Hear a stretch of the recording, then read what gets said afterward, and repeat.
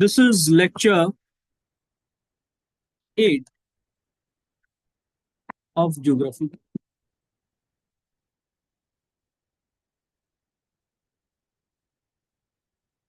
And this is 12th April. So, what is the topic of the day?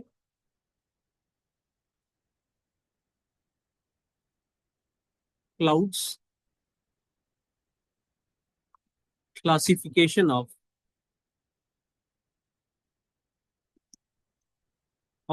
clouds, cyclone,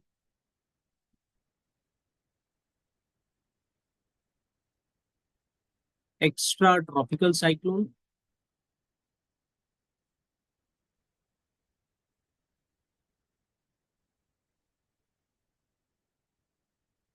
and tropical cyclone. Okay. This is the topic of the day. Okay. So, it is expected that you will be listening to this entire discussion with the highest amount of concentration. Okay. Because this is entirely scientific explanation of these things, and if you understand, you don't need to mug up anything. एक बार में समझ में आएगा, पूरी तरह से समझ में आएगा. ठीक है. So let's begin. So before beginning, I will also tell you clouds were classified. In the last class I have told you clouds were classified on the basis of origin. Here we will talk about the clouds classification on the basis of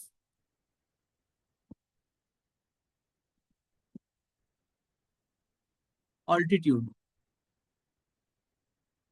I have shared the yesterday's video. Those who have not seen it, I will tell the origin. On the basis of origin, clouds can be classified as convectional cloud,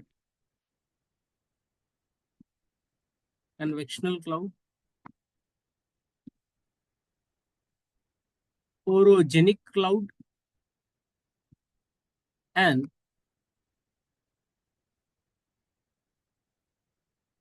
frontogenic cloud. Okay.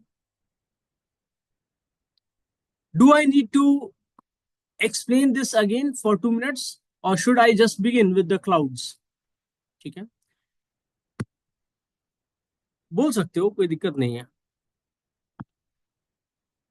Convectional cloud कहां पे होगा? आपका coastal area, ocean, large water bodies,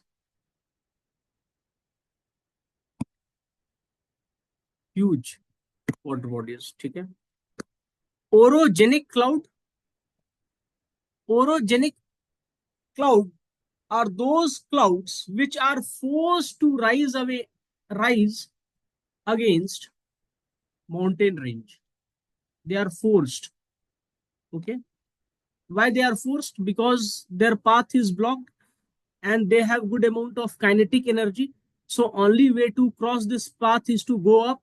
In the process, when they go up, because of adiabatic collapse rate, मतलब ऊपर जाएंगे तो temperature decrease होगा. ठीक है. 1000 किलोमीटर में कितना टेम्परेचर डिक्रीज होता है? -6.5. ठीक है. तो यहां तक जाने जाने में कितना हो जाएगा? -20 डिग्री सेंटीग्रेड हो जाएगा जस्ट इन 3000 किलोमीटर. और ये सडन डिक्रीज है 3000 मीटर्स. ठीक है. ये 1000 मीटर्स इक्वल टू 1 किलोमीटर. तो 3 किलोमीटर जब स्पीड क्लाउड का 40 या 50 रहेगा तो 3 किलोमीटर जाने में टाइम थोड़ी लगेगा. पर all of a sudden temperature fall होता है, कंडेंसेशन होगा, गुड अमाउंट ऑफ रेनफॉल होगा. ठीक है. ओरोजेनिक. ठीक है. फ्रंटोजेनेसिस में क्या होता है? वार्म क्लाउड है. ठीक है. स्लाइटली लिफ्टेड अप होता है, स्पीड से जा रहा है. ठीक है. कोल्ड एयर मास है, ठीक है, ये भी अपने स्पीड से आ रहा है, ठीक है, ये नीचे है। जब दोनों एक दूसरे से मिलेंगे, ये स्लाइटली लिफ्टेड अप है, जब दोनों एक दूसरे से मिलेंगे तो क्या होगा, cold air mass which is of higher density will push the warm air mass up, and because of this pushing the warm air mass will be forced to go up, ठीक है। एक तो फोर्स टू गो अप हुआ तो temperature decrease होगा, every rising warm air mass every rising air mass will leads to rainfall, ठीक है। दूसरा है, इस पोर्शन में जहां पे कांटेक्ट में है वो दोनों कोल्ड और हॉट एयर मास, यहाँ पे भी सडन टेम्परेचर डिक्रीज है। जब सडन टेम्परेचर डिक्रीज है तो क्या होगा, वाटर कंडेंस करेगा, तो वहां भी हाई अमाउंट ऑफ रेनफॉल होगा, ठीक है। Now let's move towards classification of clouds on the basis of altitude और द हाइट।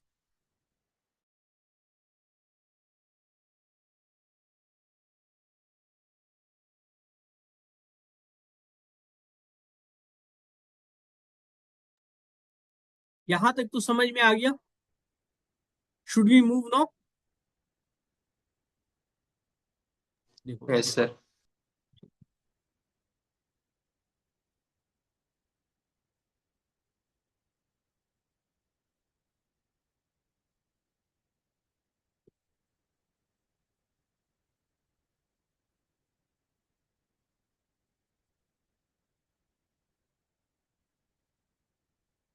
ठीक है,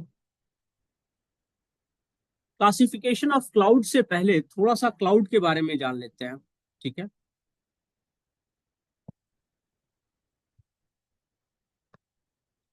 what is cloud? It's an aggregate of water vapour. Aggregate का मतलब क्या होता है, collection, aggregation of water vapour,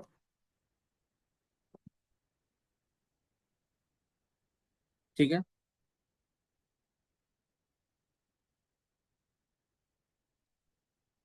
aggregation of water vapour है। दूसरा, एक बात और समझो, वाटर वेपर को कंडेंस करने के लिए क्या चाहिए होगा,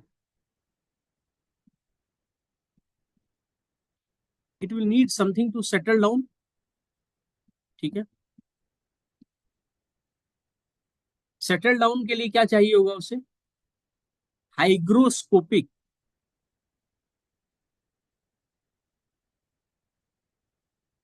मटेरियल।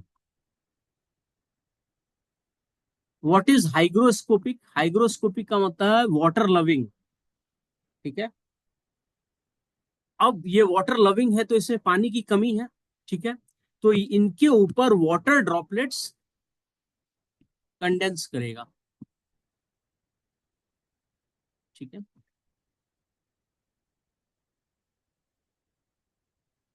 देखो, आप यहाँ पे मान लो ये सी सरफेस है, ठीक है। यहां से because of insulation water vapours are rising,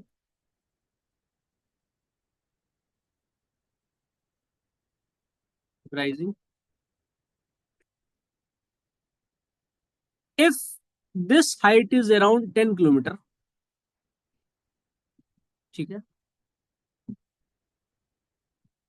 and this height is 6 kilometre, जहां से वाटर वेपर राइज कर रहा है वो मान लो 30 डिग्री सेंटीग्रेड है, ठीक है। तो इस हाइट पे टेम्परेचर क्या होगा, 30 डिग्री सेंटीग्रेड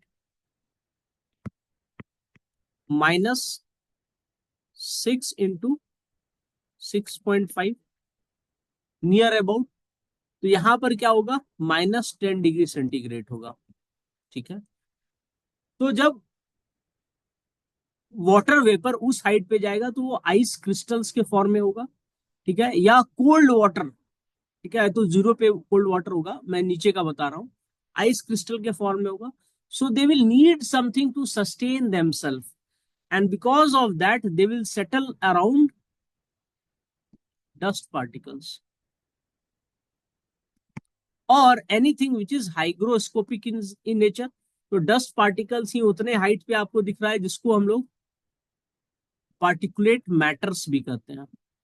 ठीक है, तो उसी के ऊपर वो सेटल करता है। ठीक है, यहां तक समझ में आया। ठीक है, दूसरा,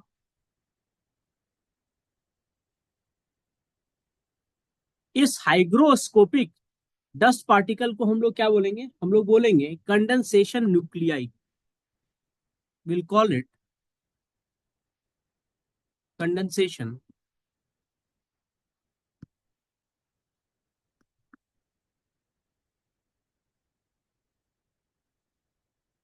N U C L E I. ठीक है, kindly make note of it. ठीक है, कंडेंसेशन न्यूक्लियाई। ठीक है, तो ये आपको पता चल गया कि आपका क्लाउड फॉर्म हो रहा है। ठीक है, ये 3 किलोमीटर पे हो सकता है, 2 किलोमीटर पे हो सकता है, 1 किलोमीटर पे हो सकता है। आपको बताने के लिए बताया जा रहा है। अगर 1 किलोमीटर पे हो रहा है तो आइस क्रिस्टल नहीं होगा, वाटर वेपर होगा। राइट, अगर ये 2 किलोमीटर पे हो रहा है, ठीक है, तो यहाँ पे आइस क्रिस्टल नहीं ना होगा। यहाँ पे क्या होगा? वाटर वेपर होगा अराउंड द हाइग्रोस्कोपिक और कंडेंसेशन न्यूक्लियाई। ठीक है, यहां तक समझ में आया क्लाउड्स के बारे में। ठीक है, कि क्लाउड्स कैसे आपका फॉर्म हो रहा है। ठीक है, अब next we will study about different types of clouds.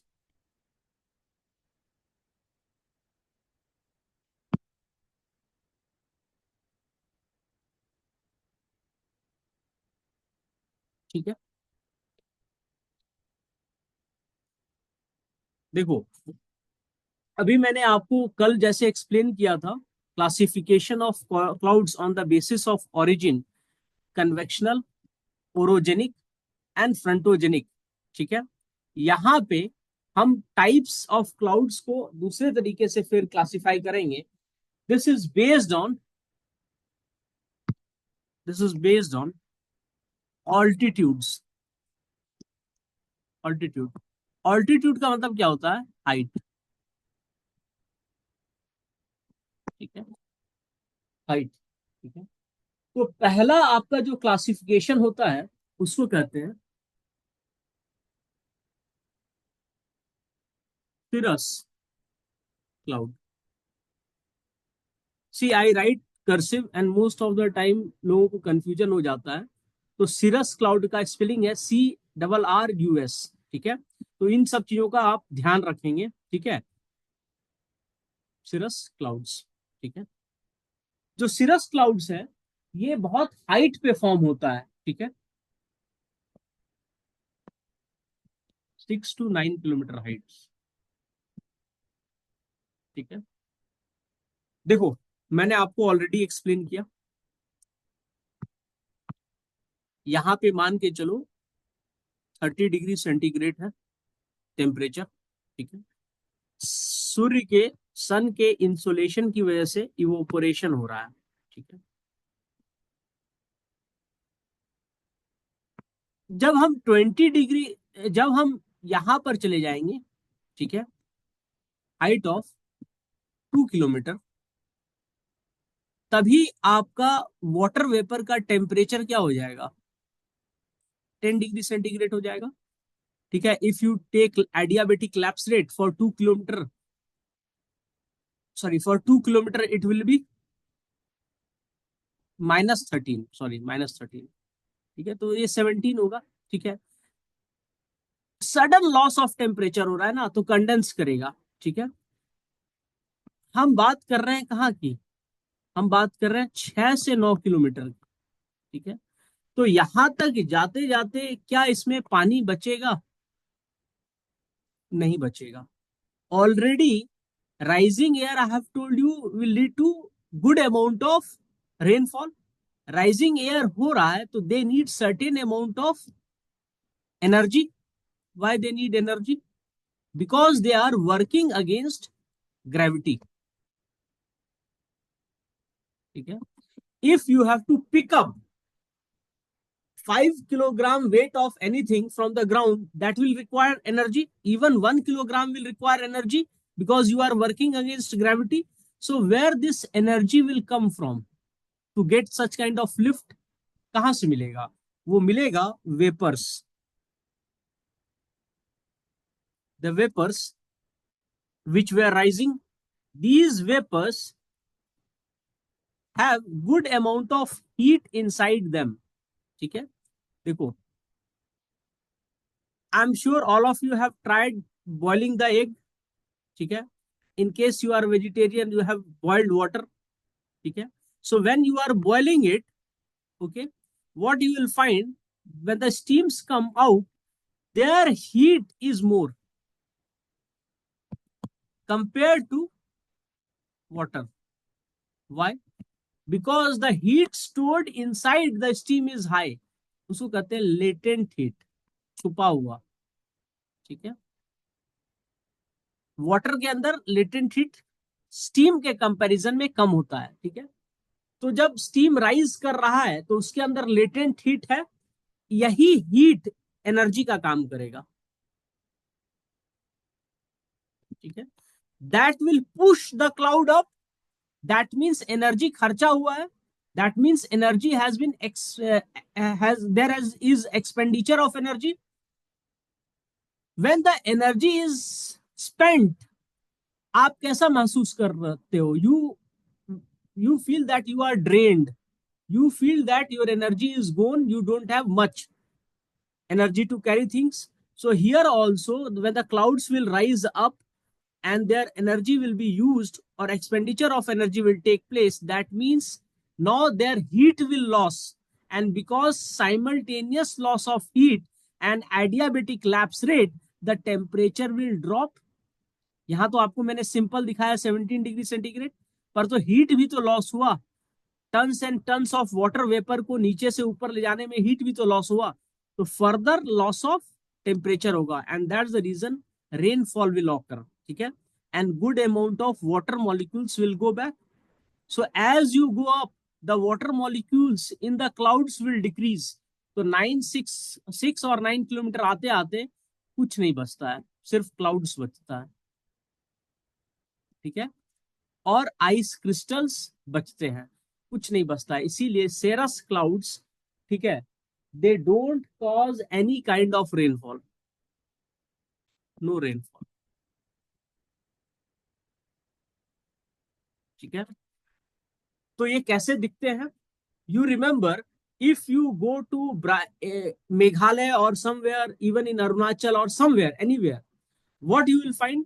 You will find that early morning, the sky is blue. The sky is blue. And in the blue sky, there are white patches of clouds. Okay? So this cloud is like what?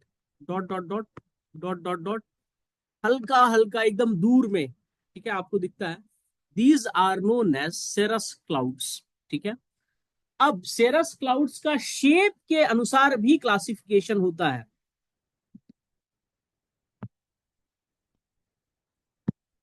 Cirrus clouds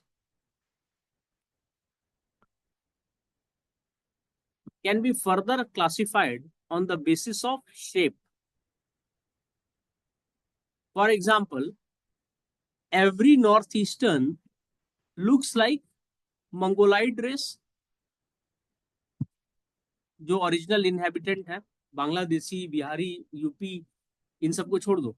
ठीक है, जो original inhabitant है वो तो Mongoloid race है. पर further you can distinguish them on the basis of their shape. Some of them will be extremely fit, some of them will be healthy. ठीक है,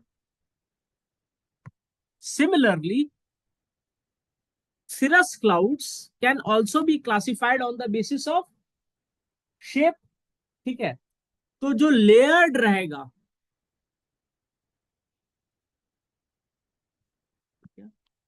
लेयर मतलब एक हल्का सा लेयर है. ठीक है, लेयर है.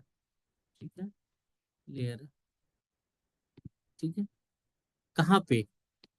जमीन से 9 किलोमीटर की ऊंचाई पे. ठीक है, इसको कहते हैं स्ट्रेटस, इस शेप को कहते हैं स्ट्रेटस। ठीक है, इस क्लाउड को क्या कहेंगे जो 9 किलोमीटर पे बन रहा है?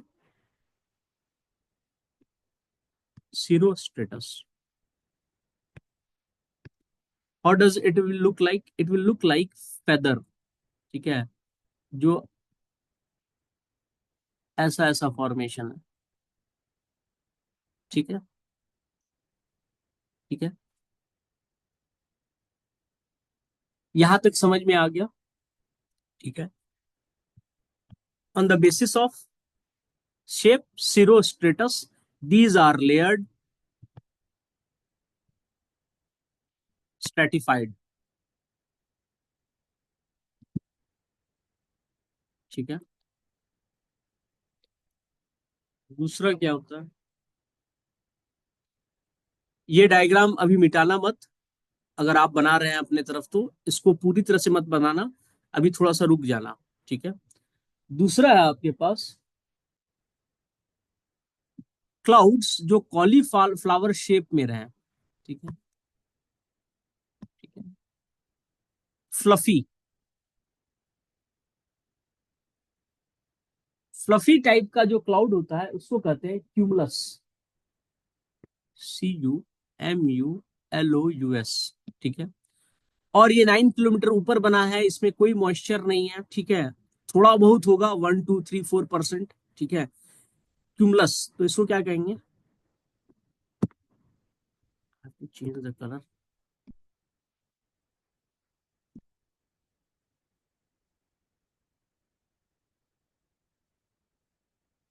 सिरो क्यूमुलस।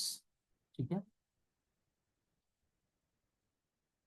यहां तक मैंने आपको बोला था कि डायग्राम अभी बनाना मत। अब देखो, अगर इसके पीछे सूरज छिप गया गलती से, ठीक है, ये तो लेयर्ड नहीं है तो इसके पीछे चांसेस बहुत कम है, अगर छिपेगा भी तो थोड़े टाइम के लिए। ठीक है, इसके पीछे सूरज छिप गया। ठीक है, तो यहां पर क्लाउड्स में क्या है? वाटर वेपर्स तो है नहीं, आइस क्रिस्टल है।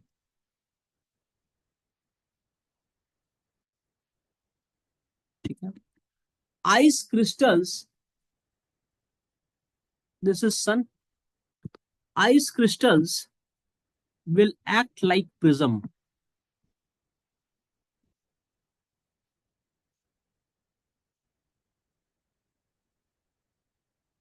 around sun।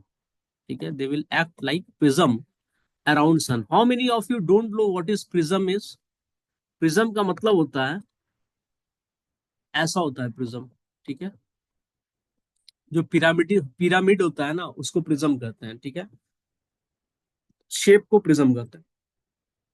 तो यहां से जब आपका सन रे निकलता है तो it get dispersed into 7 different color because sun ray is made up of white color। ठीक है, ठीक है, ये यहाँ पे आपका रिफ्रैक्शन होगा, डिस्पर्शन होगा। रिफ्रैक्शन आता मतलब लाइट बेंड करता है, अलग वेवलेंथ का लाइट अलग बेंड करेगा, और जो फाइनल निकलेगा वो डिस्पर्स निकलेंगे। तो जो सूरज से लाइट्स निकलेंगे, ठीक है, ये डिस्पर्स निकलेंगे। तो इससे आपको कैसा फील आएगा? ऐसा वाला रे निकल रहा है, ऐसा वाला रे निकल रहा है, ऐसा वाला रे निकल रहा है। ठीक है, तो आपको एक ऐसा वाला फीलिंग आता है। इसको कहते हैं, जो सूरज आपका स्टेटस क्लाउड के पीछे छिप जाता है। आप देखते होंगे बचपन में जब आप खेलते थे और दोपहर में या शाम में देखते थे, तो आप क्या देखते थे? सन क्लाउड के पीछे छिप गया है और पूरा ब्राइट है। ठीक है, पूरा ब्राइट है, ऐसा नहीं है कि सन क्लाउड के पीछे छुप गया है तो अंधेरा आ गया, नहीं। क्लाउड्स में पानी है ही नहीं, क्लाउड्स एकदम हल्का है, एकदम हल्का है, तो हैलो इफेक्ट। आपने गौतम बुद्ध या जीसस क्राइस्ट का पिक्चर देखा है? तो उनके सर के पीछे एक सन जल रहा होता है, तो उस इफेक्ट को कहते हैं हैलो इफेक्ट। ठीक है, वो एक्चुअली कहाँ से लिया गया है? गौतम बुद्ध के सर के पीछे से लिया गया है। ठीक है, नहीं, ठीक है, हाँ, गौतम बुद्ध या जीसस क्राइस्ट के सर के पीछे से, तो उसको कहते हैं हेलो इफेक्ट। ठीक है, समझ में आया?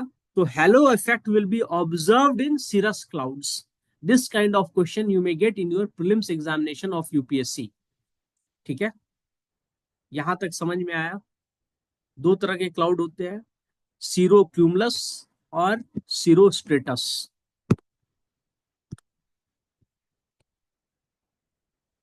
ठीक है, kindly make note of it, all of you. ठीक है, क्या ऑल्टीट्यूड होता है इनका, cirrus क्लाउड का? 6 to 9 किलोमीटर। ठीक, मैंने पहले ही बताया है, पूरी ज्योग्राफी फिजिकल कंसेप्चुअल है। ठीक है, और ज्यादा नहीं, मुझे लगता है 8-10 क्लास में खत्म हो जाएगी। And we will start 2 classes each day. I have shared the schedule also for you till your prelims, UPSC prelims examination. And in that schedule I have shown geography, Indian geography and environment, ecology and science and tech. ठीक है, तो we will begin and will complete that within, अभी कितना हो रहा है, 12 तारीख हो रहा है ना, 30 दिन में, 35 दिन में आपका सारा हो जाएगा। Then we will revise everything which is in news and which में come possible question in your examination. ठीक है, सो आपका लास्ट जो 20-25 दिन हो, या अभी से आप एमसीक्यू लगाना शुरू कर दो, अगर फॉर्म भरे हो तो। ठीक है, क्योंकि आपका सिलेक्शन हो जाएगा। यूपीएससी में कट ऑफ नीचे ही जा रहा है, तो 100 नंबर ले आइए आप, आपका हो जाएगा, अगर स्टैंडर्ड ऑफ क्वेश्चन अच्छा रहा तो। ठीक है, और 100 नंबर में जनरल कैंडिडेट का भी हो जाएगा। And it's possible because around 20 to 25 question will directly come from environment and geography. ठीक है, around 7 to 10 question will come from science and tech. ठीक है, पॉलिटी पढ़ लो, जो करंट अफेयर्स में आया है पिछले 1 साल का मैगजीन उठाओ, पॉलिटी देख लो। ठीक है, और आईआर देख लो।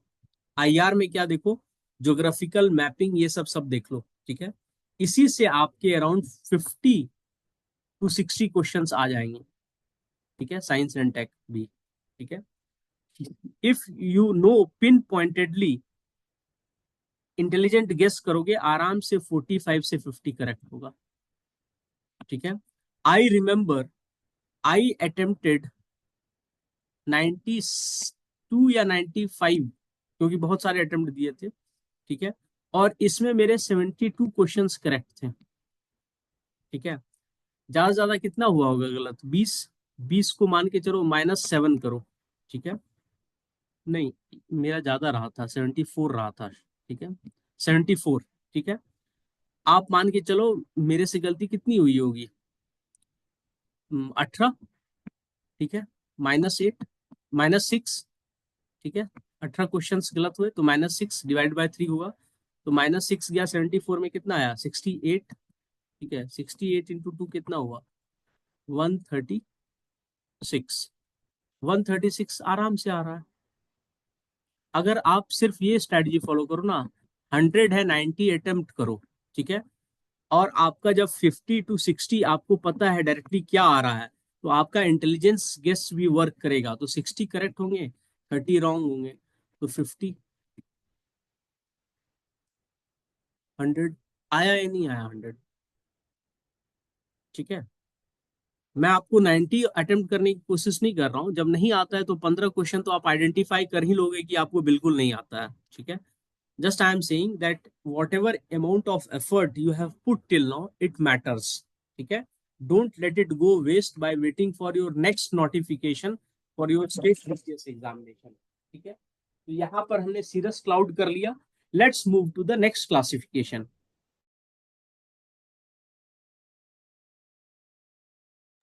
ठीक है, नेक्स्ट क्लासिफिकेशन इज ऑल्टो। आपको याद है ऑल्टो कार किसके लिए लिया गया था, मिडिल क्लास के लिए लिया गया था, तो ऑल्टो का मतलब होता है middle height.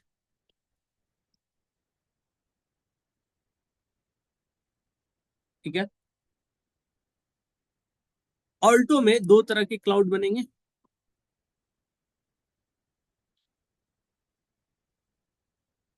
Alto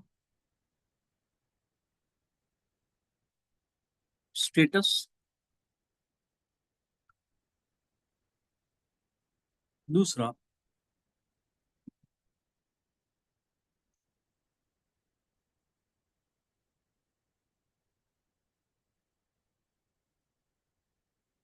Alto cumulus. ठीक है, ठीक है। ऑल्टो स्टेटस में नो रेनफॉल। ठीक है। ऑल्टो क्यूमुलस में रेनफॉल होगा या नहीं होगा, बताओ। What is, what will alto cumulus look like? Fluffy. ठीक है। Will it cause rainfall? No, it will also cause no rainfall. ठीक है। ऑल्टो स्टेटस में क्या हुआ है? लेयर का फॉर्मेशन हुआ है। ठीक है। ऑल्टो क्यूमुलस में फ्लफीनेस का फॉर्मेशन हुआ है। ठीक है। अब आप मुझे बोलोगे कि सर इसका फायदा क्या हुआ ऑल्टो स्टेटस और ऑल्टो क्यूमुलस का? तो ये शॉर्ट हाइट पे फॉर्म हुआ है। ठीक है। अब देखो, ये गर्मी का मौसम है। ठीक है। क्लाउड्स फॉर्म हो गए। ठीक है। कन्वेक्शनल करंट से वार्म एयर राइज कर रहा है। ठीक है। और ये धीरे धीरे मान लो अगर हीट हो रहा है, ठीक है, तो ये लेयर जुड़ता चला जाएगा। ठीक है। जुड़ता चला जाएगा। ठीक है। जब जुड़ता चला जाएगा ये layer, because of its heaviness, what will happen? It will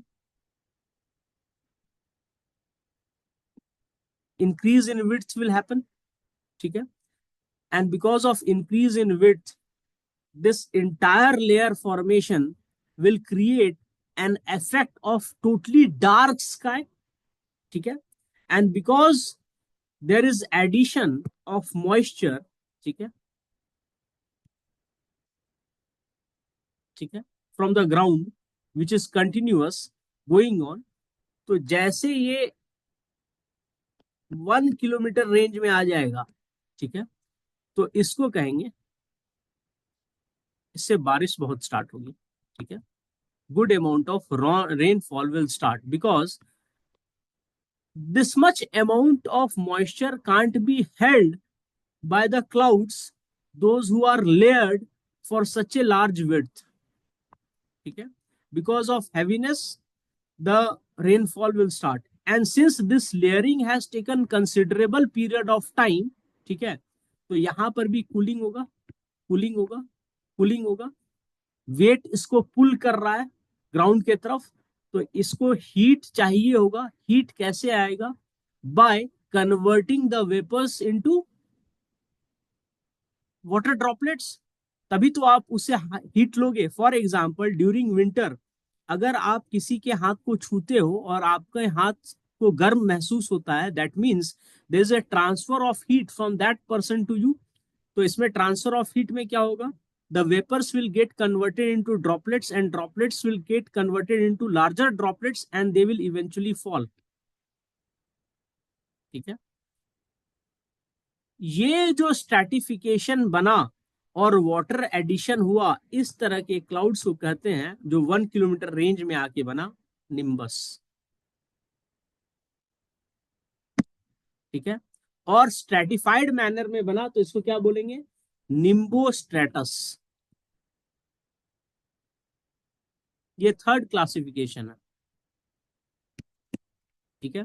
Nimbo स्ट्रेटस। ठीक है।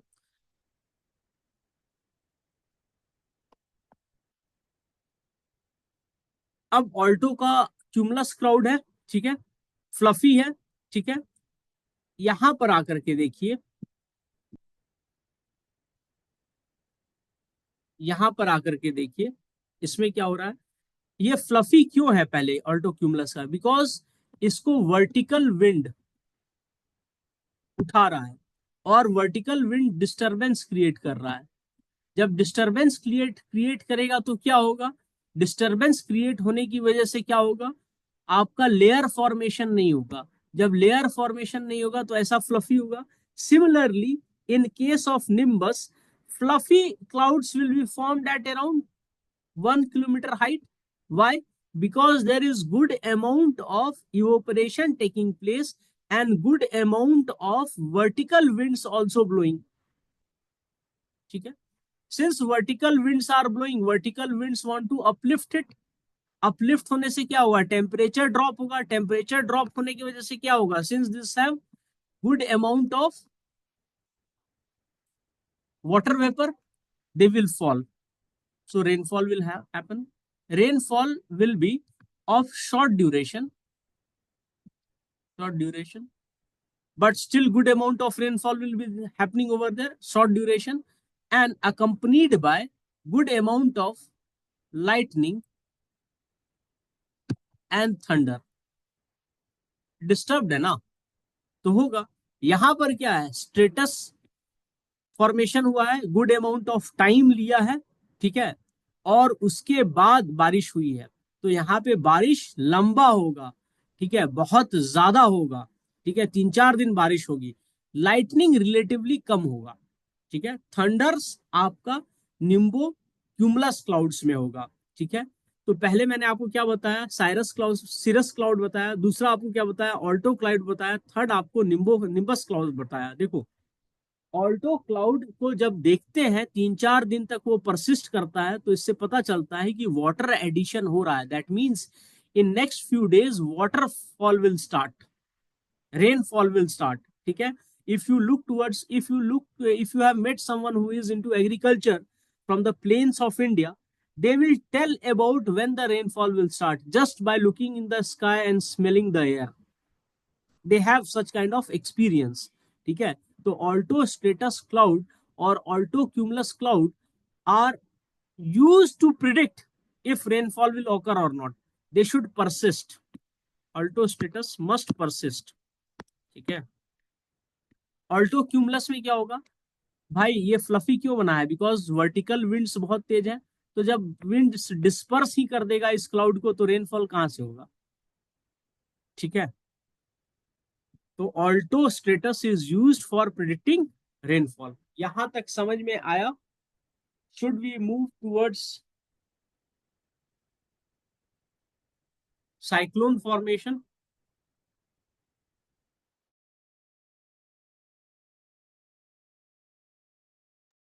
देखो, फिर मैं आपको बता रहा हूँ।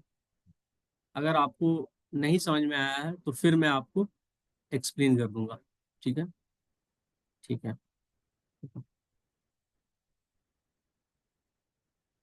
Just a moment.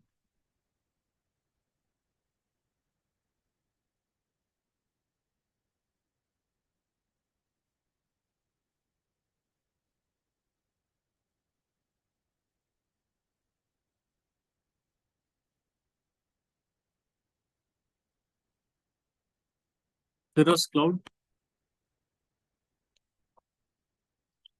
Alto cloud, 6 to 9 kilometre, 3 to 6 kilometre, ठीक है। थर्ड है आपका निम्बस क्लाउड, 1 किलोमीटर, ठीक है। On the basis of shape, stratus, cumulus,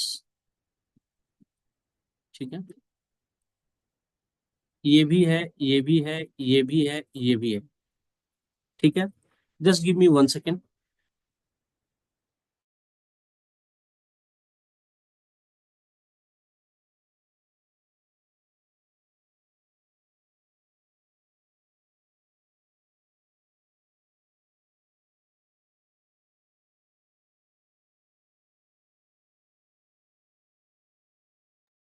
हाँ, निम्बस का मतलब होता है पानी, ठीक है। तो निम्बस क्लाउड जो बना, उसमें पानी बहुत ज्यादा है, वो 1 किलोमीटर के हाइट पर है, ठीक है। तो निम्बस क्लाउड जब गया, ठीक है, धीरे धीरे इवोपरेशन हुआ, तो लेयर फॉर्मेशन हुआ। ठीक है, अगर बहुत तेजी में इवोपरेशन हुआ, वर्टिकल विंड है, तो फ्लफीनेस हुआ। ठीक है, और लेयर्ड फॉर्मेशन हुआ तो इसमें गुड अमाउंट ऑफ वाटर रहा। ठीक है, कैपेसिटी इसकी ज्यादा है, तो ये बारिश थोड़ा लंबे ड्यूरेशन होगी। इसका क्लाउड फॉर्मेशन फ्लफी है क्योंकि वर्टिकल विंड्स है। ठीक है, पर चूंकि वर्टिकल विंड्स इसको अपलिफ्ट करेगा, और अपलिफ्ट करने की वजह से क्या होगा, इसको हीट की रिक्वायरमेंट होगी, इसका कंडेंसेशन होगा, सॉरी, अपलिफ्ट करने से क्या होगा, कंडेंसेशन होगा, एडियाबेटिक लैप्स रेट, तो वाटर मॉलिक्यूल्स बिगर होंगे और ये रेनफॉल हो जाएगा। ठीक है, इसका रेनफॉल हो जाएगा। यहां तक समझ में आ गया? ठीक है, एक्चुअली होता क्या है ना, कि ऑल्टो स्टेटस जो क्लाउड है, ठीक है, अगर वो परसिस्ट कर गया बहुत दिन तक, ठीक है, तो वो निम्बस निम्बो स्टेटस भी बन सकता है। बस यही चीज आपको समझना है कि इट में get converted to Nimbo status. ठीक है, तो इसका नाम क्या है, निम्बो स्टेटस। निम्ब का मतलब होता है पानी, संस्कृत वर्ड है। ठीक है, उसी से आया है निम्बो स्टेटस। ठीक है, और यह है निम्बो क्यूमुलस। ठीक है, तो nimbostratus, sorry, altostratus can get converted into nimbostratus. ठीक है, दैट्स इट। ठीक है, निम्बो ऑल्टो स्टेटस को अगर आप देखोगे बहुत दिन परसिस्ट किया है, तो इसका मतलब है कि good amount of rainfall may occur. ठीक है, इट मे गेट कन्वर्टेड। समझ में आया? अब देखो क्या होता है ना, एक और टाइप ऑफ क्लाउड होता है।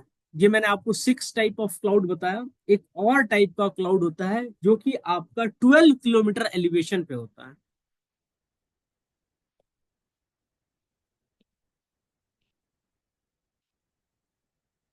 ठीक है, इस क्लाउड में कुछ रहेगा नहीं, आइस पार्टिकल्स रहेंगे। ठीक है, इस क्लाउड का शेप कैसा रहता है?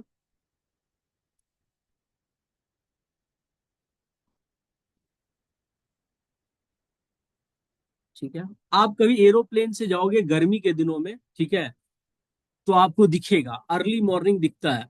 ठीक है, जब आप टेक ऑफ करोगे तो आप देखोगे। और एरोप्लेन कहाँ पर फ्लाई करता है, ट्रोपोस्फेयर में या स्ट्रेटोस्फेयर में? स्ट्रेटोस्फेयर में करता है। ठीक है, स्ट्रेटोस्फेयर में एरोप्लेन फ्लाई करता है।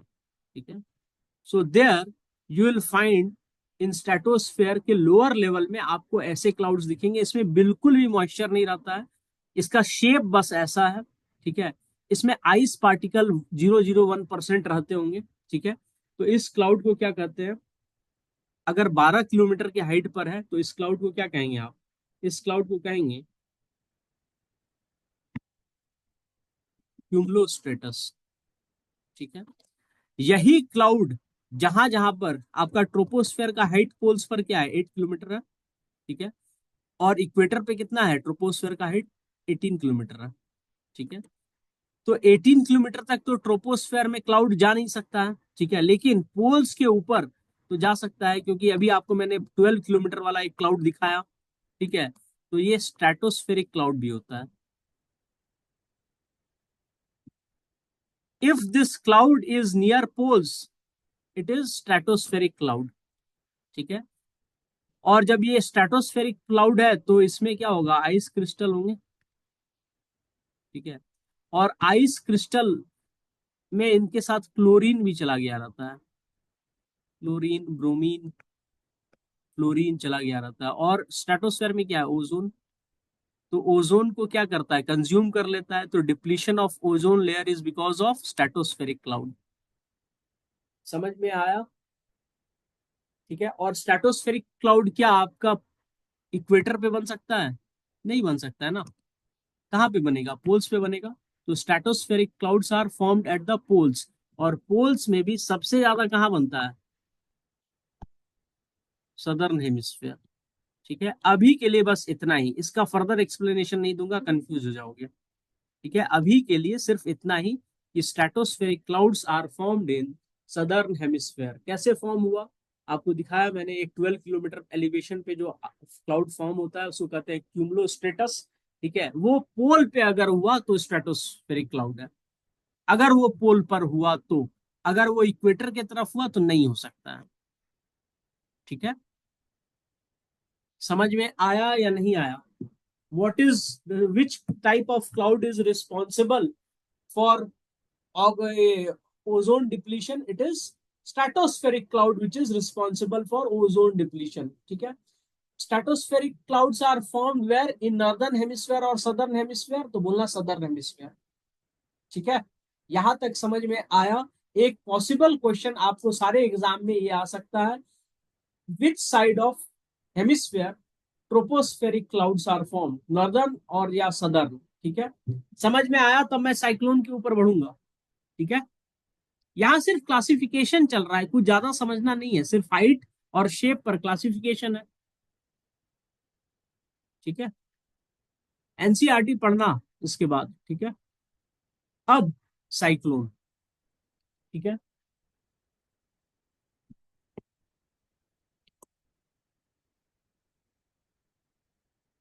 ठीक है।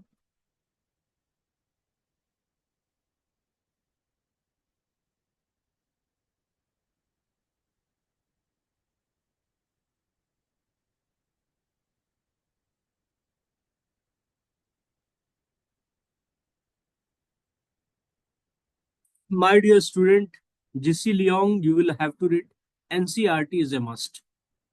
JC Leong is the food, NCRT is the salt. Without salt, you won't be able to consume. आप लोग शॉर्टकट में मत रहो कि एनसीईआरटी या जीसी लियोंग, नहीं, पापा या मम्मी नहीं, बिना पापा और मम्मी के बच्चे नहीं हो सकते हैं, राइट? तो दोनों पढ़ना है। एनसीईआरटी पहले पढ़िए, फिर जीसी लियोंग पढ़िएगा। ठीक है, अभी न्यू एनसीईआरटी आएगी तो मुझे लगता है कि वो ज्यादा बेटर होगी। चलो, अभी कहाँ पे हम लोग आए थे? What was I going to teach? Cyclone. ठीक है, देखो, how many of you are aware of Coriolis force? Earth rotates from west to east. ठीक है, तो any wind moving from equator towards pole will try to bend towards it, right,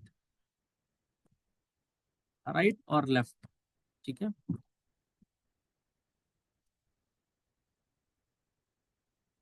left और right है। ठीक है, in northern hemisphere it will bend towards it, right. ठीक है, अगर इधर से जा रहा है तो राइट आ रहा है।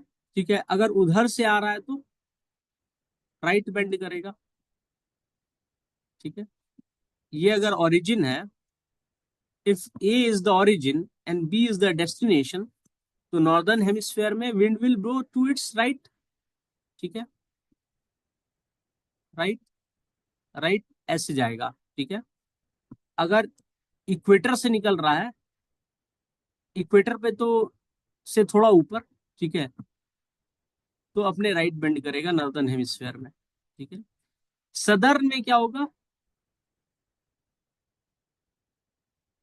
टुवर्ड्स लेफ्ट बेंड करेगा। ये विंड जा रहा है तो ये विंड ऐसे जाएगा।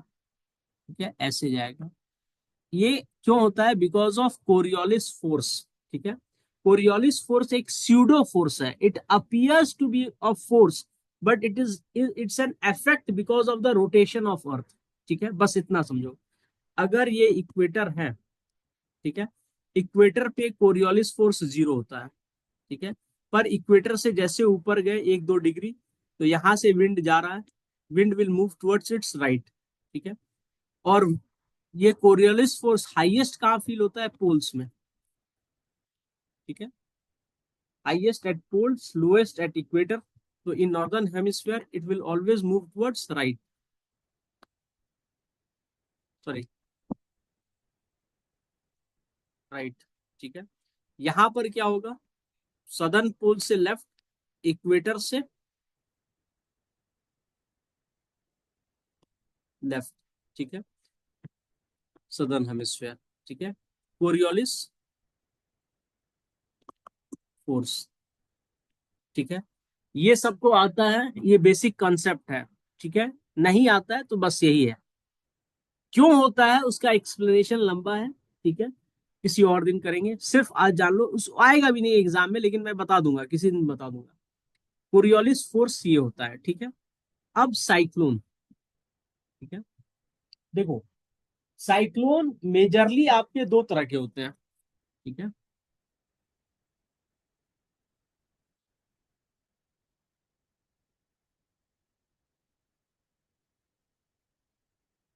Tropical cyclone. ठीक है, और दूसरा होता है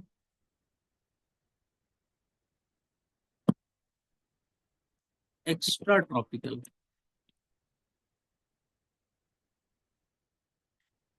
ट्रॉपिक्स कौन सा होता है आपका? इक्वेटर से ऊपर लेकर के 23.5 डिग्री डिग्री नॉर्थ, जीरो से लेके 23.5 डिग्री साउथ। ठीक है, एक्स्ट्रा ट्रॉपिकल जो हम बोल रहे हैं, मतलब बियॉन्ड ट्रॉपिक्स, जो ट्रॉपिक्स में नहीं होके एक्स्ट्रा हमें मिला है, तो ये एक्स्ट्रा ट्रॉपिकल का रेंज कहाँ होता है? इसका रेंज होता है 35 डिग्री, 35 डिग्री से लेके 50 डिग्री नॉर्थ, या कभी कभी 60 डिग्री भी चला जाता है। ठीक है, ठीक है, तो ये जो आपको बता रहा हूँ, latitude 35 35 degree to 50 degree north and south, ये क्या हुआ आपका? ये टेम्परेट बेल्ट हुआ, तो इसको कहेंगे टेम्परेट साइक्लोन।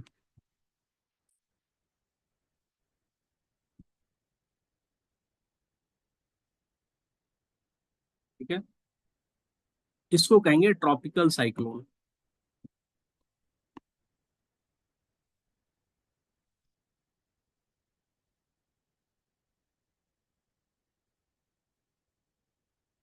आपका जो भी एग्जाम अभी आ रहा है, मैं करंट अफेयर्स सेशन भी स्टार्ट करूंगा।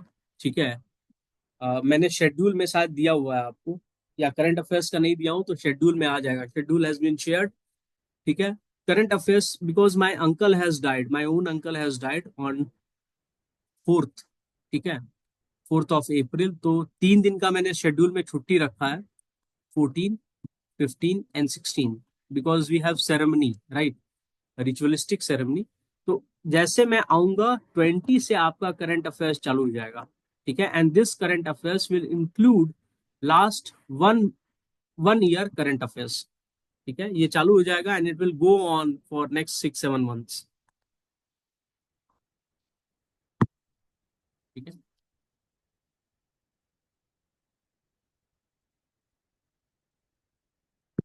तो ये आपका, ये हुआ आपका ट्रॉपिकल बेल्ट। ठीक है,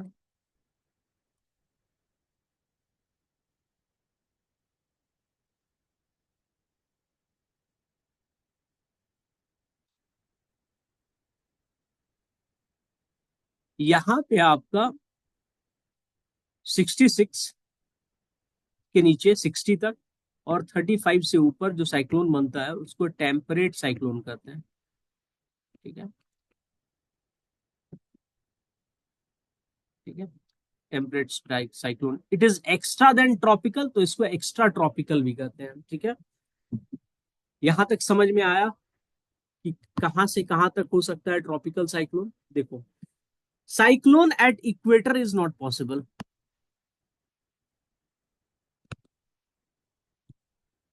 क्यों नहीं पॉसिबल इक्वेटर में? क्योंकि Coriolis force at equator is zero. ठीक है, ये याद रखना, कोरियोलिस फोर्स ये लॉ है, एट इक्वेटर इज जीरो। ठीक है, इक्वेटर के ऊपर बढ़ेंगे तो towards northern hemisphere it will force towards right, and towards southern hemisphere it will force towards left.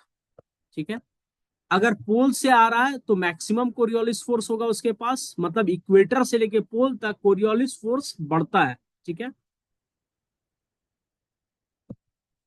Right, left. ठीक है, ये समझ में आ जाना चाहिए, यहाँ पे कोई डाउट नहीं होना चाहिए आपके पास। ठीक है, सिंपल सा चीज है ये। ठीक है, अब साइक्लोन के लिए पहले हम लोग टेम्परेट साइक्लोन पढ़ लेते हैं, ठीक है, बहुत इजी है। ठीक है, देखो, टेम्परेट साइक्लोन क्यों होता है? Because of front formation.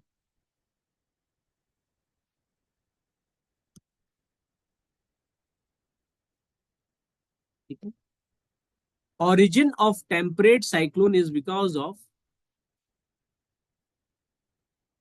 front formation। ठीक है, ट्रॉपिकल साइक्लोन में, जो ट्रॉपिकल साइक्लोन का ओरिजिन है वो फ्रंट की वजह से नहीं है, वो कन्वेंशनल करंट की वजह से है। ठीक है, वो हम लोग बाद में देखेंगे। अब होता कैसे है?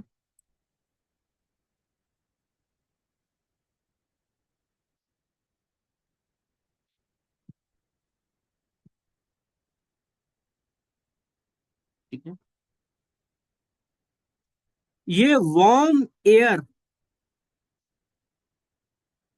ठीक है, स्लाइटली अपलिफ्टेड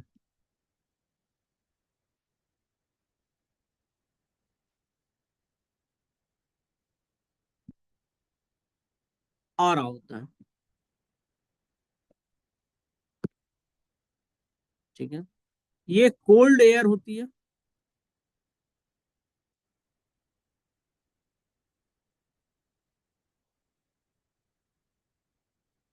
मास है, cold air mass, warm air mass.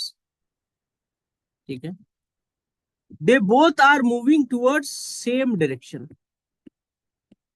ठीक है, ये पहला स्टेज है। सेम डायरेक्शन, पैरेलली आ रहा है, एंटी पैरेलल इसको बोल सकते हैं।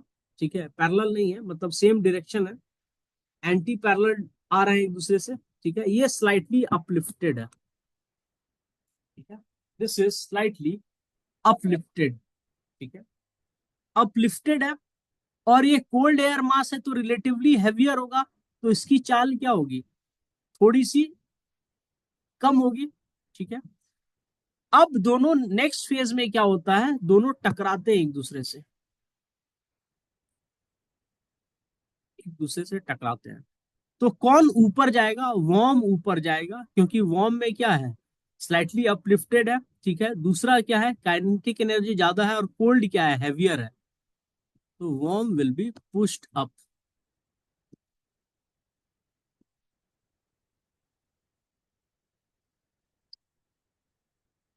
जस्ट मोमेंट, ये हैंग क्यों कर जाता है भाई?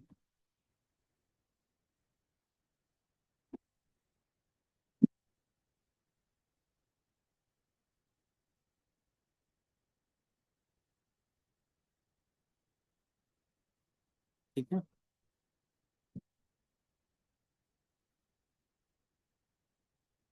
ठीक है, when warm will be pushed up, तो क्या होगा?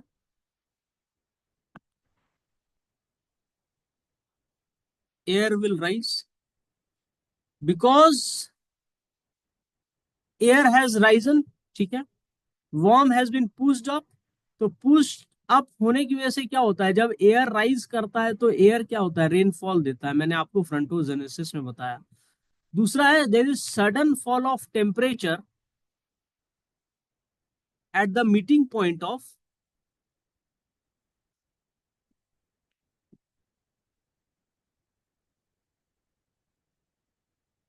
जस्ट मोमेंट, ठीक है,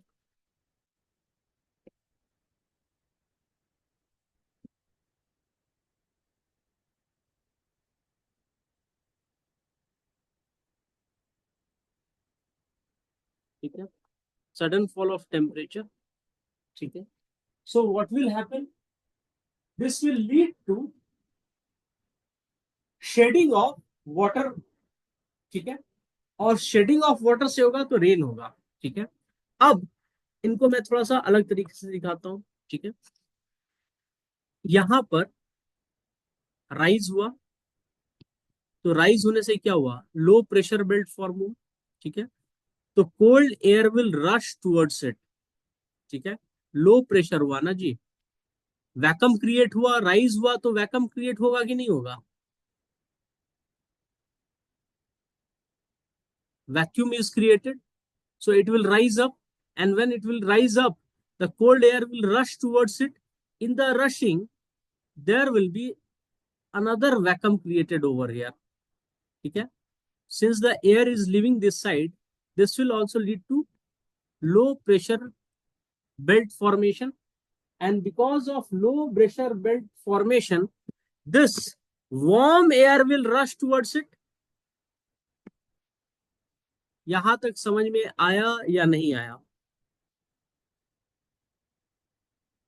यहां पे वार्म एयर राइज किया, लो प्रेशर बेल्ट बना, वार्म एयर राइज किया तो थोड़ा सा पानी बरसा, इधर से रश किया आपका कोल्ड एयर तो इधर लो प्रेशर बेल्ट बना, जब इधर लो प्रेशर बेल्ट बना तो वार्म एयर डिसेंड किया। ठीक है, यहां तक समझ में आया या नहीं आया? आया सर। ठीक है, अब जब वार्म एयर इधर भागा, ठीक है,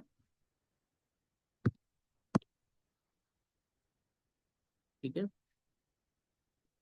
इधर आया, इधर भागा, ठीक है, cold was rushing towards here. ठीक है, तो पूरा का पूरा कोल्ड थोड़ी ना भाग जाएगा, हैवियर है, certain portion of cold will still remain over there. So what will happen? The warm air will get engulfed by the cold. ठीक है, यहां पर कोल्ड एयर थोड़ा रहेगा, थोड़ा क्या अच्छा खासा रहेगा एयर मास है, और धीरे चल रहा है, वार्म एयर में हाई किनेटिक एनर्जी है, रश किया है, cold air being heavier try to descend this side, क्योंकि इस साइड तो ऑलरेडी डिसेंडेड हो गया है, उसके लिए स्पेस इधर ही आया है, तो कोल्ड एयर विल इनगल्फ,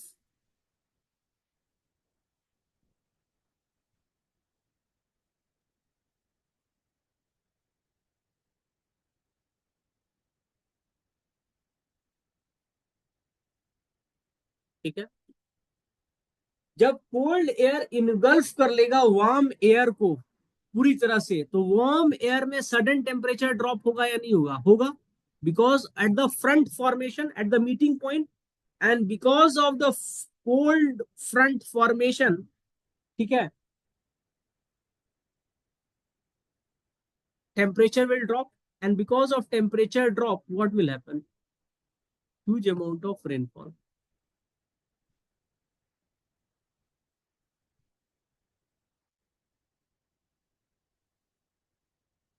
अभी सिर्फ यहीं तक समझना है, ठीक है, huge amount of rainfall.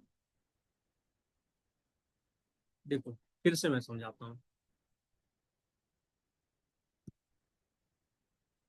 Warm air है, ये आ रहा है, इधर आ रहा है, तो ये ट्रॉपिक से टुवर्ड्स टेम्परेट रीजन आ रहा है।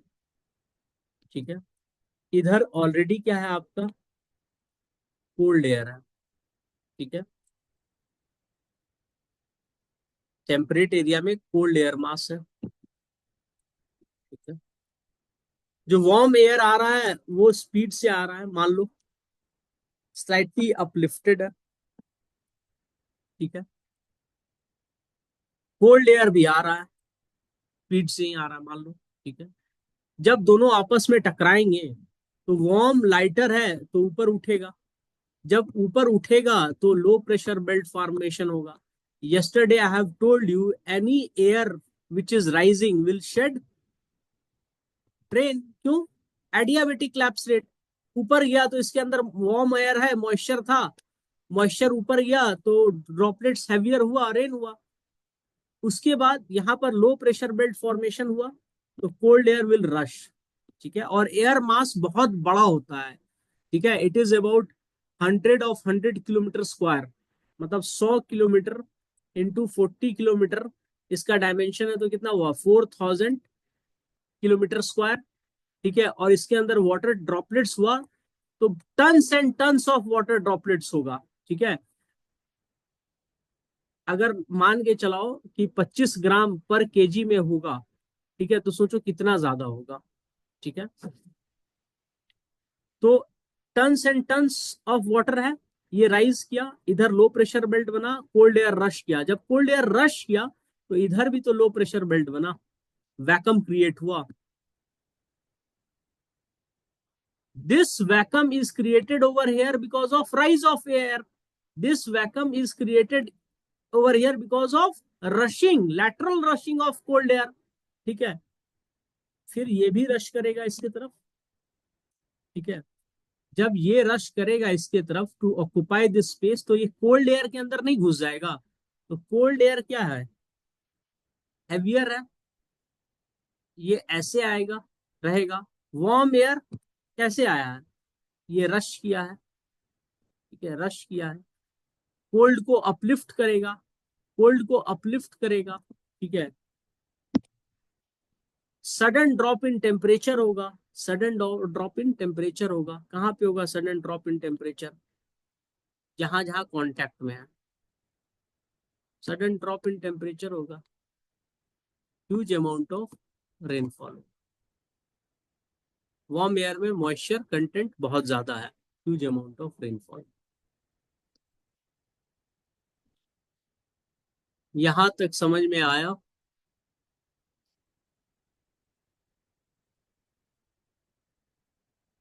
भाई लोग बताओगे तभी तो मैं नेक्स्ट में बढ़ूंगा. नहीं समझ में आया तो फिर एक बार और समझा दूंगा. ठीक है, वीडियो में अपलोड कर दूंगा. ठीक है.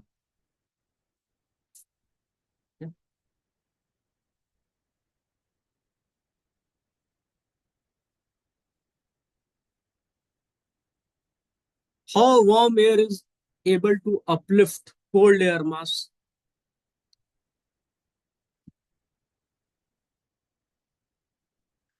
Simple physics.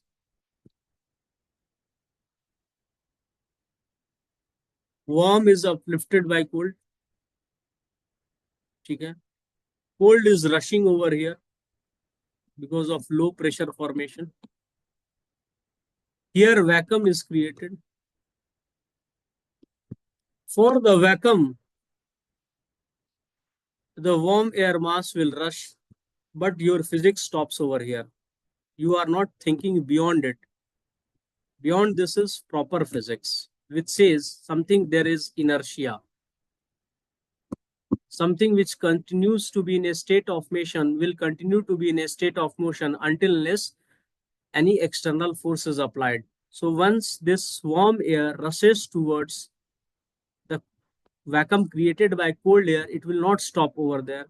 It will go ahead, and because of higher kinetic energy right now, it will uplift the cold air. And because of this uplifting of cold air will go up and warm air will go down. ठीक है.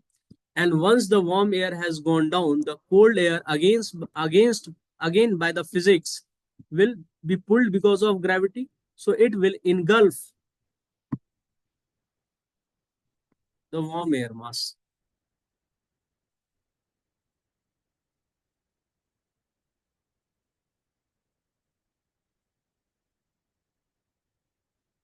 समझ में आ गया यहाँ पे.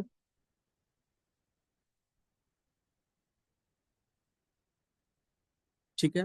And because of warm air mass being surrounded by cold air mass, difference in their density and difference in their temperature and difference in their water content, sudden drop of temperature will lead to huge amount of rainfall.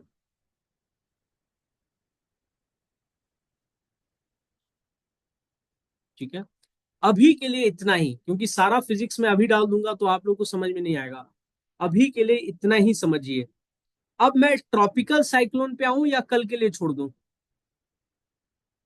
Should I go towards the mechanism of tropical cyclone और should I leave it for tomorrow.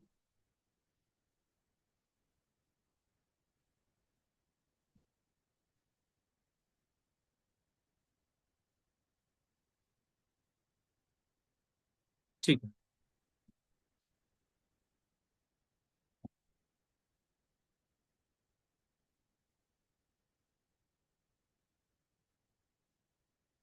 Next topic,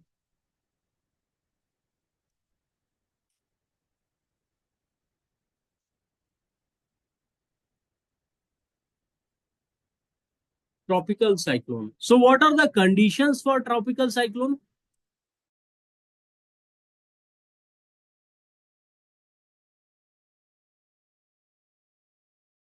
Kindly write down the conditions for tropical cyclone.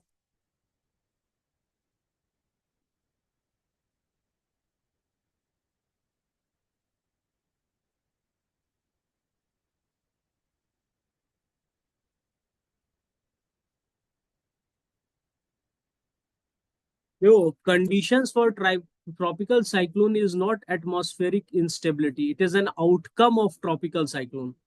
ठीक है. आप में से किसी ने लिखा है condition is tropic atmospheric instability. No, it is the effect of tropical cyclone. Tropical cyclone is not an outcome of atmospheric instability. ठीक है. Sea temperature should be 27 degree centigrade and above.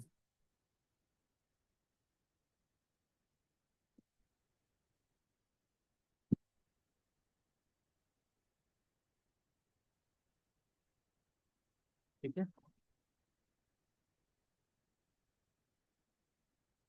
ठीक है. दूसरा,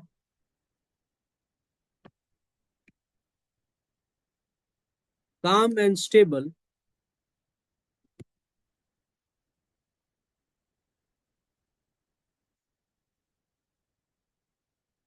sea. Calm and stable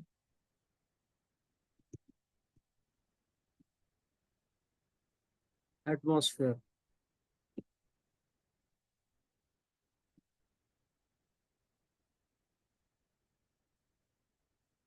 Coriolis force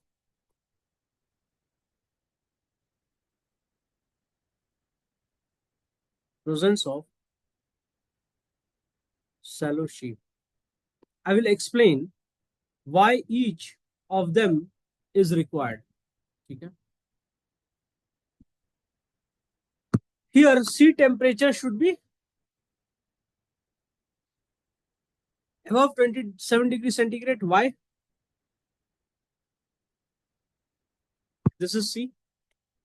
For water evaporation to take place, good amount of heat is needed.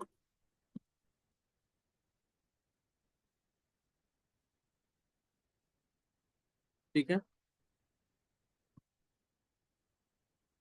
This continuous evaporation has already started in the Indian Ocean, southern side of Indian Ocean. This is going on. ठीक है. Bay of Bengal, it is going on. Arabian Sea, it is going on. Southern Pacific Ocean, it is going on. ठीक है. और equatorial region of Pacific Ocean, it is going on. ठीक है. And this is going on from here, from 23rd of March. ठीक है. ये चल रहा है अभी, हमें पता नहीं चल रहा है, ये चल रहा है. ठीक है. Why? Because of insolation received. And this water vapor is rising.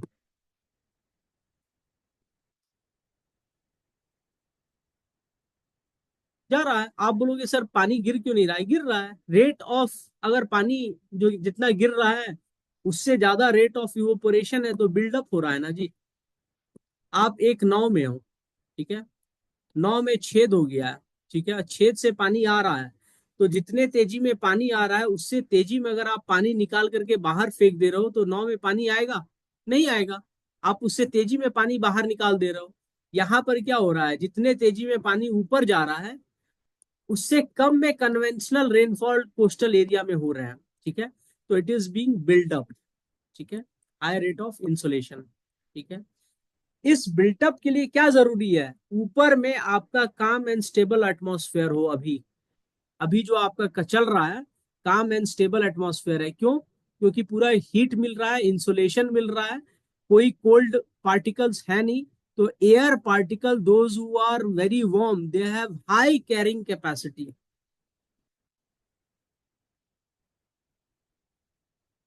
अब हाई कैरिंग कैपेसिटी है तो उसको वहां स्टेबल होने के लिए क्या जरूरी है कि वहां पे एटमॉस्फेयर उस पूरे एरिया का स्टेबल हो. ठीक है. Presence of shallow fish, shallow sea. ठीक है. कोरियोलिस फोर्स के बारे में बात नहीं करेंगे. ठीक है. Presence of shallow C.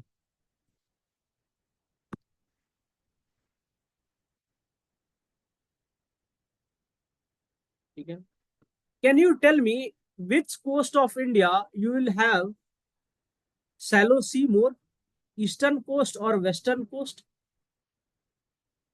Which coast of India you will have presence of shallow sea more, eastern coast or western coast?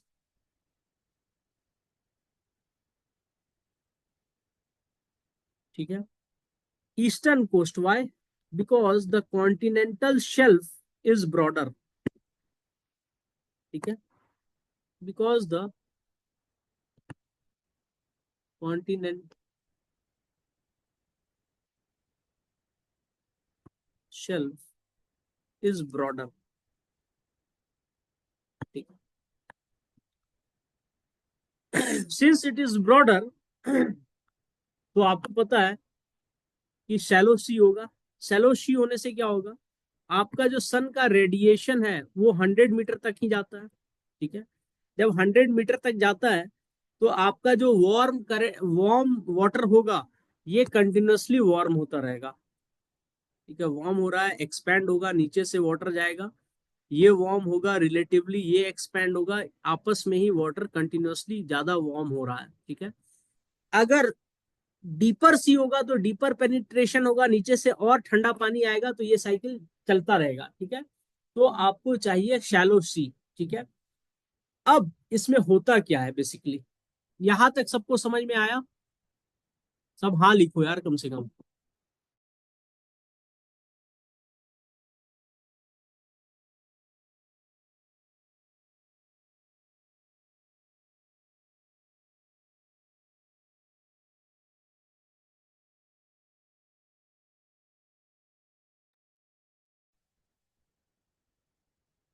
अब देखो होता क्या.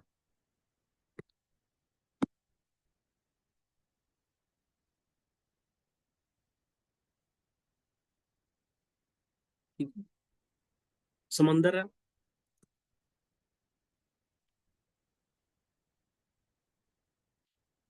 वाटर राइज कर रहा है. ठीक है,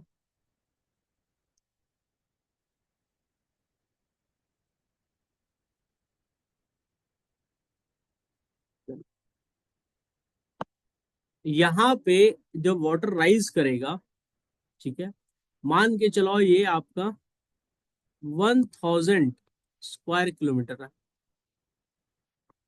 ठीक है, और वाटर राइज कर रहा है तो एक स्मॉल डिप्रेशन फॉर्म होगा. मान के रखो कि वो 5 सेंटीमीटर का डिप्रेशन है. ठीक है, 5, 10, 15. अगर 15 सेंटीमीटर का भी डिप्रेशन है तो क्या हुआ, ह्यूज अमाउंट ऑफ वाटर है. इसको राउंड ऑफ कर लो, 10 सेंटीमीटर का डिप्रेशन फॉर्म हो जाएगा. कैसे पता चलता है, सैटेलाइट से फॉर्म पता चलता है कि डिप्रेशन फॉर्म हुआ है. जो सैटेलाइट सी के लेवल से डिप्रेशन का पता लगाए, उस सैटेलाइट के अंदर क्या होगा, आपका एल्टीमीटर होगा.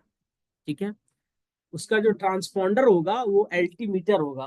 ठीक है, तो सैटेलाइट से पता चला. ठीक है, तो सैटेलाइट देख रहा है कि 10 सेंटीमीटर यहाँ पे डिप्रेशन हुआ है compare to the rest of the sea, because there is high amount of evaporation taking place. तो 10 सेंटीमीटर इंटू 1000 स्क्वायर किलोमीटर अगर आप मल्टीप्लाई करोगे, ठीक है, तो आपको ह्यूज अमाउंट ऑफ वाटर मिल रहा है कि नहीं मिल रहा है. ये 1000 तो नहीं होता है, ये 10,000 होता है. ठीक है, in reality it is more then, it is not land, it is sea, remember. ठीक है, ठीक है, तो 10 सेंटीमीटर को कन्वर्ट करना है मीटर में तो 100. ठीक है, 100 मीटर को कन्वर्ट करना है तो इंटू 10 किलोमीटर में. ठीक है, डिवाइड बाय 10. ठीक है, सॉरी, डिवाइड बाय 100. ठीक है, डिवाइड बाय 1000 जो भी है. ठीक है, तो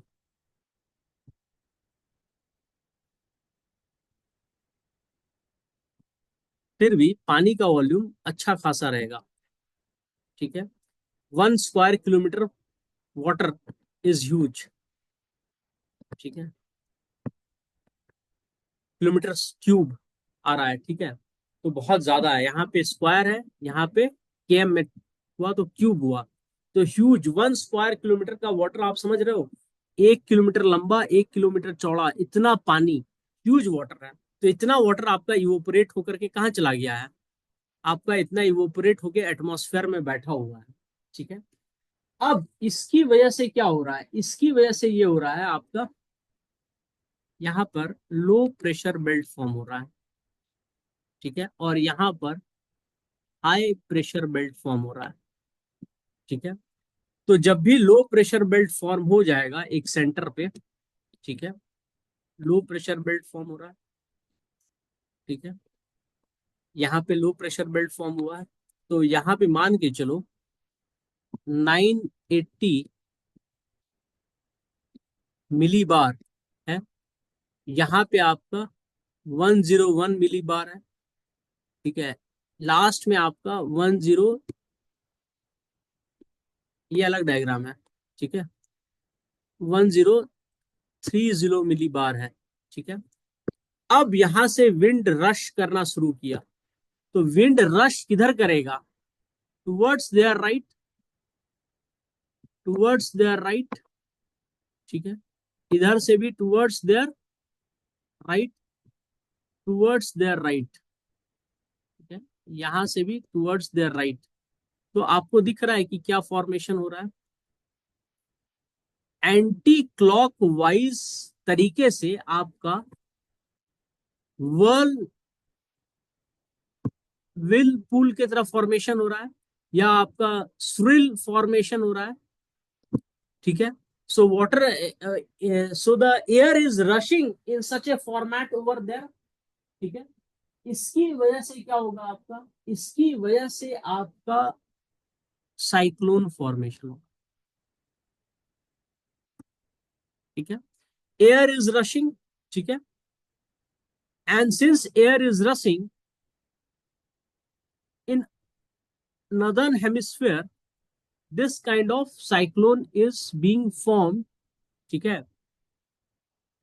इन द वाटर बॉडी। ठीक है। अब जो वाटर बॉडी है उसके बियॉन्ड भी कहानी चल रही है। ठीक है। ये इंडिया है। ठीक है। ठीक है। ठीक है।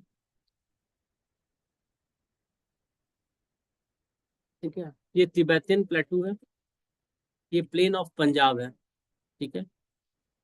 They have become intensely heated. Intensely heated होगा तो सारा एयर निकल जाएगा, लो प्रेशर बेल्ट फॉर्मेशन होगा। ये भी बिकम है इंटेंसली हीटेड, तो लो प्रेशर बेल्ट फॉर्मेशन हो गया है। ठीक है। यहां पर लोकल लेवल पे क्या हुआ, आपका साइक्लोन फॉर्मेशन हुआ है। ठीक है। साइक्लोन फॉर्मेशन हुआ है। साइक्लोन के नीचे में मैंने आपको क्या बताया था, लो प्रेशर बेल्ट फॉर्मेशन हुआ है। ऊपर में क्या हुआ है, सारा मॉइस्चर जाकर के इकट्ठा हो गया है, तो इकट्ठा होने से हाई प्रेशर फॉर्मेशन हुआ है। यहां पर क्या है, एटमॉस्फेयर में पूरा का पूरा एयर गायब हो गया है बिकॉज ऑफ इंटेंस हीटिंग। ठीक है। Insulation, insulation is happening since February end. ठीक है। और पूरा इंसुलेशन चल रहा है अभी तक। ठीक है। यहाँ पर कोई डस्ट पार्टिकल्स नहीं है, डायरेक्ट हीट आ रहा है। इसीलिए आप अरुणाचल में क्या बोलता है अरुणाचल लोग, बहुत गर्म किया हुआ है। अरे घंटा कुछ गर्म नहीं है, रिलेटिव गर्मी आपके यहाँ है। क्यों गर्म है, एक तो आपका एटमॉस्फेयर क्लीन है, दूसरा आपका हायर ऑल्टीट्यूड पे है, तो आपको डायरेक्ट सन रे मिल रहा है। और हायर ऑल्टीट्यूड पे डेंसिटी ऑफ एयर क्या है, कम है। डेंसिटी ऑफ एयर कम है तो कम स्कैटरिंग है, तो इसीलिए आपको डायरेक्ट सन रे के कारण हीट मिल रहा है। तो तिब्बतियन लोग का क्या हालत होगा, वहां इंसोलेशन ज्यादा आ रहा है। ठीक है। तो लो प्रेशर बेल्ट फॉर्मेशन हो गया है वहां पे। यहाँ पर पूरा मॉइस्चर जो जमा हुआ है, और नीचे से जो वाटर का नीचे से जो एयर रश हो रहा है इस स्पेस को लेने के लिए। ठीक है। नीचे में on surface of the earth ये रश हो रहा है एयर, इस स्पेस को लेने के लिए। तो टॉप में क्या हो रहा है, उल्टा डायरेक्शन में ये चल रहे हैं। और जब ये चल रहे हैं तो ये कैसे चल रहे हैं, इसके अंदर में भी साइक्लोन फॉर्मेशन हुआ है। और ये जब विंड चलेगी यहां से, ठीक है, तो ये क्रॉस करेगी इक्वेटर को, और इक्वेटर को क्रॉस करने के बाद ये क्या करेगी, towards right they will bend, towards right they will bend, they will bend towards the right. ठीक है। Under the effect of Coriolis force. Towards right they will bend under the effect of Coriolis force. एक second,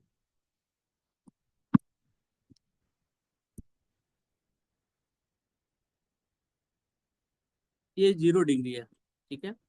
तो 0 degree से पहले bend करेगा, वो मैं बता दूंगा क्यों। यहाँ पे ज्योग्राफिकल 0 डिग्री आपको दिख रहा है, ठीक है, पर सोलर जो सन है उसका 0 डिग्री थोड़ा नीचे शिफ्ट किया है। क्यों किया है? उसको कहते हैं ITCZ, ठीक है, इंटर ट्रॉपिकल कन्वर्जेंस जोन, ठीक है, वो नीचे आ गया है, तो solar equator has come down, ठीक है। तो यहां पर ही ये कन्वर्ट करेगा, ठीक है,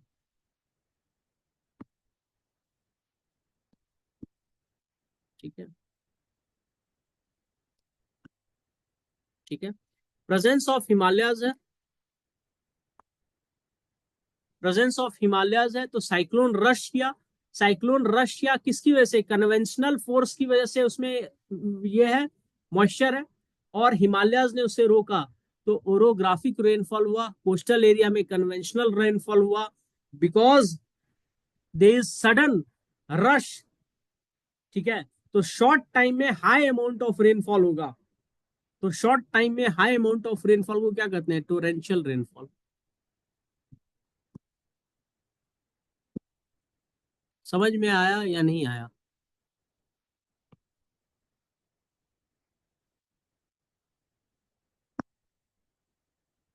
ठीक है,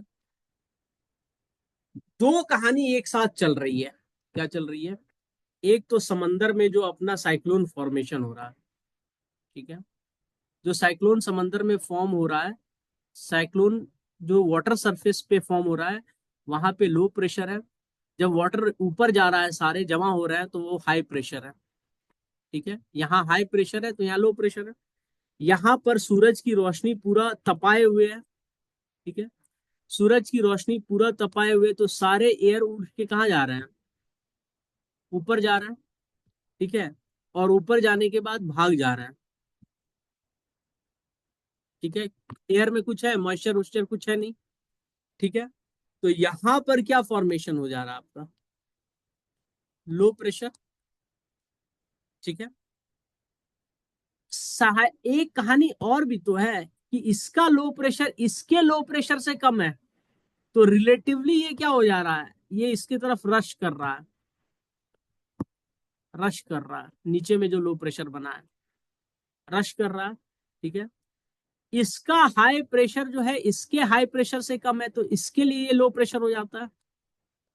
कन्वेंशन चलेगा ना जी। अगर पानी यहां से उठ करके ऊपर जा रही है, ठीक है, यहाँ पे तो रुक नहीं जाएगी, इसको वापस समंदर में जाने के लिए बरसना होगा, ठीक है। तो इधर हाई प्रेशर से ये रिलेटिवली लो प्रेशर की तरफ भागा, ठीक है। इधर जब लो प्रेशर बना, तो ये लो प्रेशर किसकी वजह से बना है? वैक्यूम।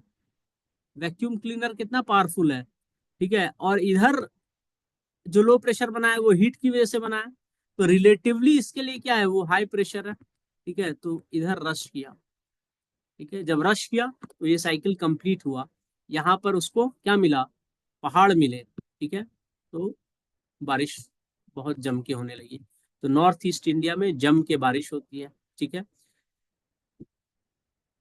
पर ये तो नॉर्मल फिनोमिना है। जब साइक्लोन बहुत तगड़ा बन गया, बहुत तगड़ा साइक्लोन बन गया, तब क्या होगा? साइक्लोन मूव करेगा स्वेरलिंग इफेक्ट से। जब स्वेरलिंग इफेक्ट से मूव करेगा तो बहुत ज्यादा स्पीड से मूव करेगा। क्यों बहुत ज्यादा स्पीड इसको क्यों मिल रहा है? क्योंकि इसको गुड अमाउंट ऑफ नीचे से क्या आया है? हीटेड वाटर वेपर आया है। ये स्टीम इंजन है उसका, स्टीम इंजन। तो स्टीम इंजन से पावर्ड होके ये कोस्टल एरिया में हिट करेगा। कोस्टल एरिया में हिट करते साथ क्या होगा? जम के बारिश होगी। कोस्टल एरिया में पेड़ हैं, पौधे हैं, ईस्टर्न घाट है, ठीक है, ईस्टर्न घाट में एलिवेशन है, ठीक है, थोड़ा बहुत तो एलिवेशन है ईस्टर्न घाट में। तो वो उसको रोकेगा, रोकने के बाद जम के बारिश होगी, तो वो आगे बढ़ने की कोशिश करेगा, पर उसका स्टीम इंजन कहाँ छूट गया है? समंदर में छूट गया है। Steam engine is lost in the ocean. No they don't have sufficient energy to carry them forward, that's the reason. जैसे लैंड फॉल होता है, लैंड फॉल, साइक्लोन का speed away from the coast towards the interior decreases. Why it decreases? The steam engine is no more over there. Steam engine is where? In the ocean. And this cycle is going on. ठीक है, this cycle goes on for 3-4 days. ठीक है, तो super cyclone 220 kilometre के speed से आ रहा है, तो आप समझ रहे हो कि पूरा यहाँ पे तबाही मचा देगा. ठीक है, तो ईस्टर्न घाट में होने का सबसे बड़ा रीजन क्या है? एक तो वहां पे सोलो सी है. दूसरा आपका क्या बन रहा है? आपका बन रहा है कोरियोलिस फोर्स. ठीक है, कोरियोलिस फोर्स क्या करता है? पुश करता है फ्रॉम लेफ्ट टू राइट. आप बोलोगे लेफ्ट टू राइट हो रहा है तो अरेबियन सी में भी होना चाहिए. देखो गुरु,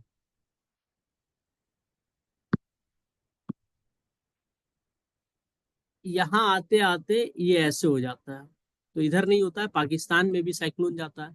ठीक है, पाकिस्तान और सऊदी अरेबिया के बीच में क्या हो रहा है? ये एक बहुत आपका नैरो स्ट्रिप ऑफ सी है compare to this kind of ocean. तो यहाँ पे ज्यादा वाटर है ना.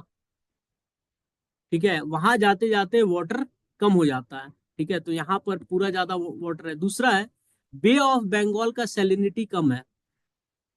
ठीक है, जब बे ऑफ बंगाल का सैलिनिटी कम है तो बे ऑफ बंगाल में रेट ऑफ इवोपरेशन ज्यादा होगा. Rate of evaporation will be more. क्यों बे ऑफ बंगाल में सैलिनिटी कम है? क्योंकि यहाँ पे ब्रह्मपुत्र, गैंजेस, महानदी, कृष्णा, कावेरी, गोदावरी सब आती है. आप इतना ही सोचोगे, यूपीएससी आपसे इरावदी का इंतजार करेगा. इरावदी भी तो आती है, और भी तो 4-5 नदी है इधर आती है. तो that's the reason bay of Bengal is relatively less saline and more fresh. ठीक है, फ्रेशनेस उसका ज्यादा है. जब फ्रेशनेस उसका ज्यादा है तो उसका रेट ऑफ इवोपरेशन ज्यादा है.